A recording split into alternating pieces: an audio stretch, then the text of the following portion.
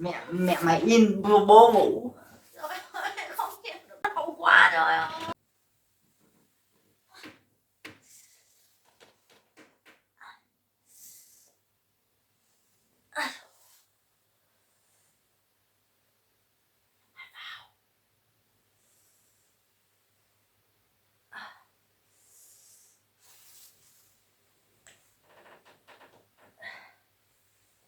Mèo ơi, mèo. Gì đấy in cho mèo ngủ.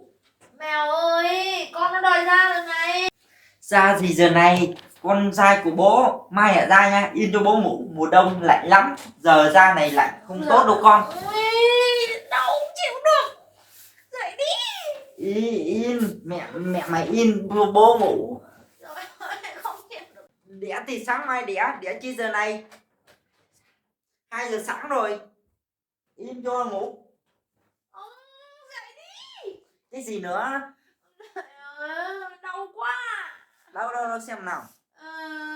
Thôi rồi, con ngoan của bố cứ ở trong đây để ngày mai coi như là trời nóng ra nha, ra lúc này lạnh lắm. Ôi giời, đau đẻ giờ trắng răng, trời ơi, đau ai mà chịu được, đẻ nó có giờ chứ. Ôi trời ơi, giờ đau đẻ giờ trắng răng rồi à. Ôi giời, đưa đi không, đau không chịu được cái này. Chả có ai đẻ đái gì giờ này cả. Đêm rồi không có đẻ đái gì hết, yên ngủ. Ôi, con ơi, bố con không thương con rồi, nay mai á con mà sinh ra con chỉ thương mình mẹ thôi, đuổi bố con đi nhá. Ui con ở trong bụng ngoan, ngày mai là ra nhá. Bố đi làm mệt rồi. Bố thì cái đồ bố tích sự ấy, đau quá.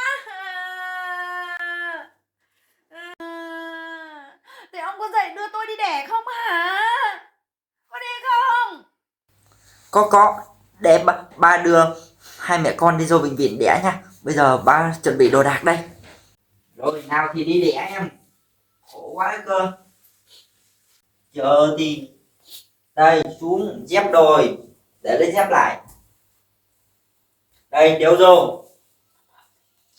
Khổ quá đi, giờ này đang buồn ngủ mà như đẻ đái như giờ này. Con cái thì chả có được gọi là ngoan nữa. Trong bụng thì trong bụng đi, mai mới ra giờ này thì giờ biết làm sao bây giờ. Nào đi.